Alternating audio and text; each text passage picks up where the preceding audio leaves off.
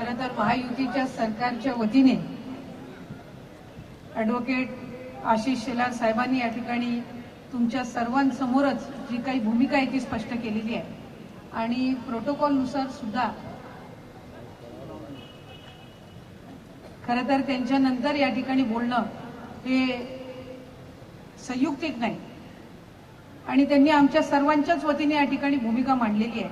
मी फक्त आपल्याला इतकंच या निमित्ताने गणरायाचरणी प्रार्थना करीन की आपण सगळे मिळून जे प्रयत्न करत आहोत त्याला बाप्पाचा आशीर्वाद असावा आणि त्यांच्या आशीर्वादातून संकटमोचक आपण त्यांना म्हणतो आणि त्या पद्धतीने आपण बाप्पाला संबोधित करतो तर या संकटातून त्याच्या आशीर्वादातूनच आपण बाहेर पडणार आहोत। पण हे महायुतीचं सरकार आदरणीय मुख्यमंत्री उपमुख्यमंत्री असतील आणि मंत्रिमंडळातील आम्ही सर्वजण असो आम्ही मूर्तिकारांवर कुठल्याही पद्धतीचा अन्याय होऊ देणार नाही यासाठी निश्चितपणाने त्या ठिकाणी अतिशय टोकापर्यंतचे प्रयत्न करू। आणि शेलार साहेबांनी म्हटल्याप्रमाणे आजच एमपीसीबीला जसं त्यांचं पत्र जाईल तोच जो संबंध मजकूर आहे तो त्यांचीच एक सहकारी म्हणून त्यांनी सूचित केल्यानुसार माझ्याही लेटर हेडवर त्यांचं जसं पत्र जाईल त्याच वेळेला तात्काळ माझंही ते पत्र त्यांच्या सहित त्या ठिकाणी जोडलेलं असेल आणि आम्ही दोघंही त्या ठिकाणी सन्माननीय मुख्यमंत्री देवेंद्र फडणवीस साहेबांना विनंती करू की जी बाब न्यायालयीन आहे तिथं न्यायालयाचा जिथपर्यंत काही त्या संदर्भातला निकाल येत नाही आणि समितीचा त्या ठिकाणी निकाल येत नाही तिथपर्यंत कुठल्याही मूर्तिकार किंवा कुठल्याही कारखान्यावर कुठल्याही पद्धतीची कारवाई ही होता कामा नये।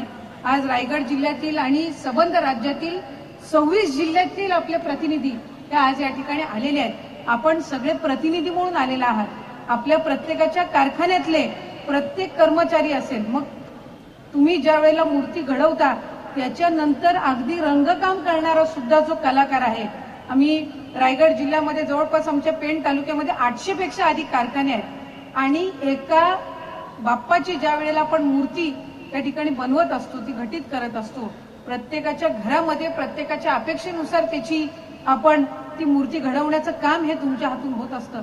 त्यावेळेला बाप्पाचे डोळे बाप्पाचे संबंध जी काही रंगरंगोटीचं कामकाज आहे हे सुद्धा करणारे जे अतिशय लहानपणापासून त्याची ट्रेनिंग घेत असतात त्यांच्या सहित तुम्ही सगळीजण याच्यामध्ये आहात। त्यामुळे आपल्या सर्वांनाच बाप्पाचा आशीर्वाद हा आज नाहीये गेल्या अनेक वर्षांपासूनचा आहे कारण जितकी भक्ती ही बाप्पाची आम्ही ज्या वेळेला त्याची स्थापना करत असतो त्यावेळेला करतो त्याच्यापेक्षा कैक पटीनं भक्ती ही वर्षाचे 12 महिने तुम्ही बाप्पाची करत असता। त्यामुळे निश्चितपणाने अन्याय हा तुम्हा सगळ्यांवर कधी होणार नाही आणि महायुतीचं सरकार कधी होऊ देणार नाही। त्यामुळे शेलार साहेबांनी जी भूमिका मांडलेली आहे तीच आमच्या सगळ्यांची भूमिका आहे आणि त्याच पद्धतीनं पुढची पावलं जी आहे ती महायुतीचं सरकार त्या ठिकाणी उचलेल। मी आपल्या सर्वांनाच जे जे परिश्रम आपण घेतात त्यामध्ये मनापासूनच्या शुभेच्छा देते।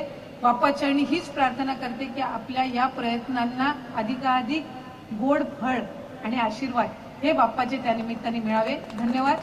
जय हिंद जय महाराष्ट्र। एबीपी माझा उघडा डोळे बघा नीट।